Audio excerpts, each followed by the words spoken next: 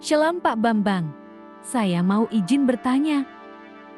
Benarkah ada perintah Natal dalam Alkitab? Mohon pencerahannya. Dan aspek yang berikutnya yang terakhir adalah kebenaran dalam ajaran. Pada ayat yang pertama tadi kita sudah membaca ayat pertama dan kedua secara khusus.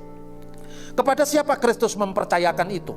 Apa yang telah engkau dengar daripadaku, dari Paulus, dari para rasul, di depan banyak saksi. Jadi iman Kristen itu bisa diuji, bisa diverifikasi, bisa di cross check secara sejarah, secara arkeologi, karena ada banyak saksinya. Bukan sekedar klaim pewahjuan yang datang sepihak dari seorang tokoh, tidak. Banyak saksi. Percayakanlah itu, percayakanlah berita yang kamu dengar daripada rasul dan dari banyak saksi itu, percayakanlah kepada orang yang bisa dipercayai dalam mempertahankan kebenaran ajaran setelah dia berhasil membuktikan kesetiaan perilakunya yang benar kepada Tuhan dan juga cakap untuk mengajar orang lain. Lalu Paulus memberikan sekelumit contoh pada ayat 8. Ingatlah ini. Apa yang diingat? Yesus Kristus yang telah bangkit dari antara orang mati. 1. Yang telah dilahirkan sebagai keturunan Daud. 2.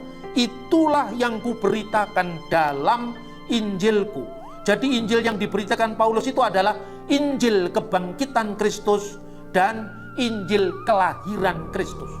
Jadi tidak mungkin kita mengenal Yesus yang mati, yang bangkit dari antara orang mati, jikalau kita tidak melihat realitas kelahiran Yesus. Maka inilah pesan Natal sekaligus pesan Paskah. Yaitu apa? Dia yang bangkit dari antara orang mati, itu bukti kemenangannya, itulah Paskahnya yang jaya. Tapi dia juga yang lahir dari keturunan Daud.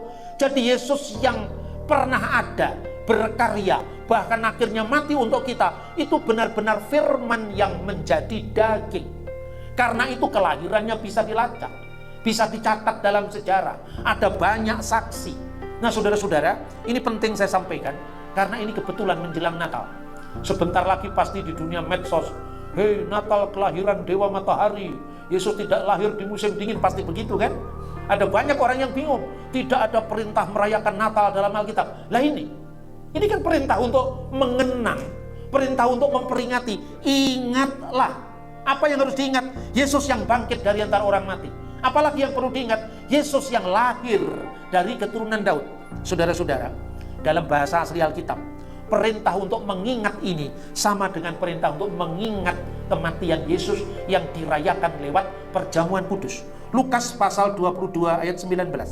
Lalu ia mengambil roti, mengucap syukur, memecah-mecahkannya dan memberikannya kepada mereka, katanya, inilah tubuhku yang diserahkan bagi kamu, perbuatlah ini sebagai peringatan akan aku. Peringatan itu anamnesis, sebagai peringatan, dan itu mengingatkan pada bahasa Ibrani zikaron. Zikaron itu artinya apa? Zikir. Zikir itu kan mengingat Tuhan. Bahasa Arab zikir itu bahasa Ibraninya zakar, zikaron. Zikaron itu artinya mengingat. Jadi kematian Yesus yang dirayakan lewat perjamuan kudus atau ekaristi itu adalah bentuk zikaron, peringatan akan Paskahnya. Kemudian 2 Timotius juga menggunakan kata-kata yang sama. Ingatlah, juga berakar dari kata zakar, zikir, mengingat. Apa yang harus diingat? Kebangkitannya dari antara orang mati dan kelahirannya dari keturunan Daud. Kenapa kelahirannya dari keturunan Daud? Karena Mesias akan lahir dari suku Yehuda. Kenapa ayat ini muncul? Ini yang menjadi masalah. Dan banyak orang mengatakan tidak ada perintah merayakan Natal dalam Alkitab lain. Ingatlah akan Yesus yang lahir dari keturunan Daud. Dan ini bentuk juga peringatan. Lalu saudara-saudara, dalam teks yang tadi saya baca, 1 Yohanes pasal 4 tadi, dikatakan siapakah roh antikristus itu? Siapakah roh Dajjal itu? Mereka yang menyangkal Yesus telah datang sebagai manusia.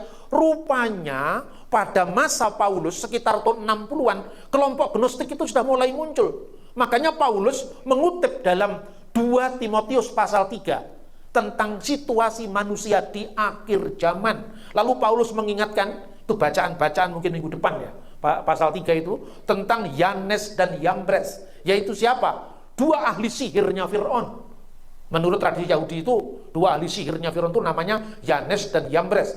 Itulah yang membuat sihir yang menyesatkan orang Israel.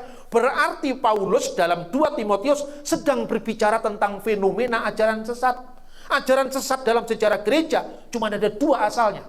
Dari filsafat Yunani yang menyangkal Kristus dan dari orang Yahudi yang menekankan penyangkalan tentang Kristus sebagai Mesias, anak Allah dan juru selamat. Hanya 2 ini. Dan ajaran Gnostik itu yang pertama-tama merusak kekristenan. Sehingga Rasul Yohanes mengatakan sekarang ini sudah banyak muncul antikristus, yaitu fenomena ajaran sesat. Itulah sebabnya berdasarkan amanat untuk mengingat yang lahir dari keturunan Daud tidak lama setelah zaman gereja mula-mula, tahun 126, dalam dokumen yang dinamakan Liber Pontificalis, Natal mulai dirayakan tahun 126. Jauh sebelum kelahiran Dewa Matahari, dirayakan tahun 354. Jauh sebelum titik balik musim dingin dirayakan oleh Kaisar Aurelian tahun 274. Ini tahun 126.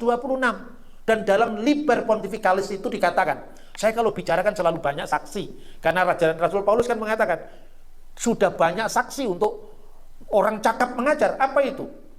Yang ditetapkan tahun 126. Setiap malam Natal, hendaklah engkau membaca Lukas pasal 2 ayat 14 dan nyanyikanlah itu. Bunyinya apa? Kemuliaan bagi Allah di tempat yang maha tinggi dan damai di bumi bagi manusia yang berkenan kepadanya. Dari tahun 126 sampai sekarang masih kita nyanyikan Gloria